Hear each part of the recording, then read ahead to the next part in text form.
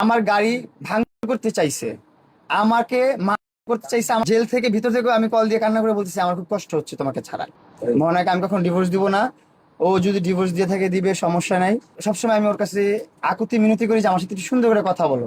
লায়লা বলে যে আমার সংসার ভেঙে মোহনা তুমি সংসার করতে গেছো, তোমার সংসার কিভাবে সুখী হবে? আমার বউ যেটা খাটাইছে এটাতে আমার তো আক্ষেপ নেই, কষ্ট নেই। আমার বউ আরো 10 বার খাটাইলেও আমার কষ্ট পাবো না আমি। কারণ আমার বউ আমি মনে করি যে আমার শুধরানোর জন্য পাঠাইছে, নিজেকে সংশোধন করার জন্য পাঠাইছে জেলখানাতে। এটা আমি মনে করতাম, বের হওয়ার পর বুঝলাম যে না, ও আমার কষ্ট দিতে চাইছে।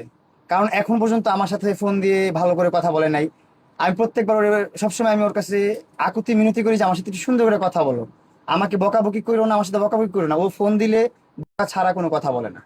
মনে হয় আমি কখন ডিভোর্স দিব না, ও যদি ডিভোর্স দিয়ে থাকে দিবে, সমস্যা নাই।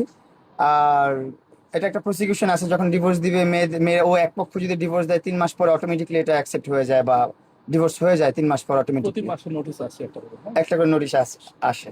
আমি যখন কাস্টডিতে ছিলাম, জেলে ছিলাম, আমি প্রত্যেকবার যতবার কল দিছি ততবার আমি মোহনাকে অনেক রিকোয়েস্ট করছি আমার সাথে দেখা করো।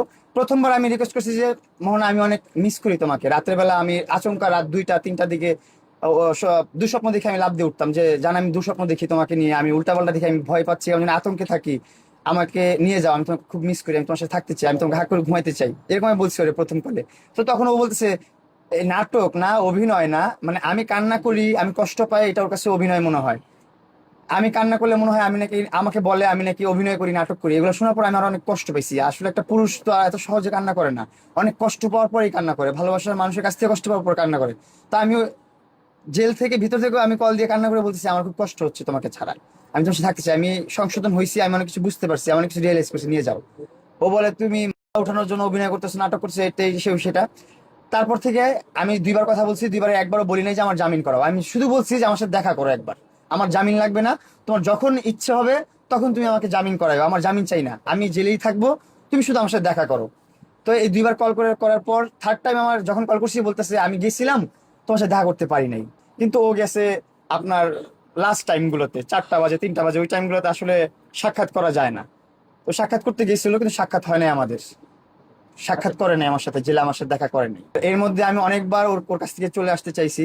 ও আমার জীবনে একটা কালো অধ্যায়, ও আমার জীবনের একটা দুঃস্বপ্ন, ও আমার জীবনের একটা লায়লা আমার লাইফের একটা খাপ। কারণ ও বলে আমি মামুনকে ভালোবাসি, কখনো ভালোবাসা না। লায়লার সাথে কখনো আমার ভালোবাসা ছিল না। ও আমাকে নিয়ে ভিউ ব্যবসা করতো, ও আমার দ্বারা ভাইরাল হওয়ার ওর চিন্তা ছিল, আমাকে ইউজ করছে।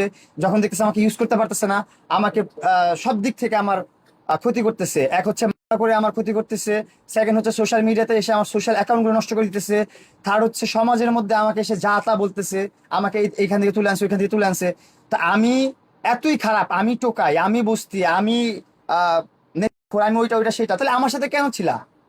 কেন আমার জন্য পাগলামি করো তোমরা? যারাই বলতেছে সবাইকে বলতেছি, লালা কি করতেছে, মার দিচ্ছে, সমাজের কাছে আমাকে ছোট করতেছে, আমার সোশ্যাল অ্যাকাউন্ট গুলো নষ্ট করতেছে, আমার শুভাকাঙ্ক্ষী যারা আছে আমার আশেপাশে সবাইকে আমার কাছ থেকে দূরে সরাই ফেলতেছে। তারপর হচ্ছে আমার গাড়ি আগুন ধরাই দিতে চাইছে, আমার গাড়ি ভাঙচুর করতে চাইছে, আমাকে করতে চাইছে।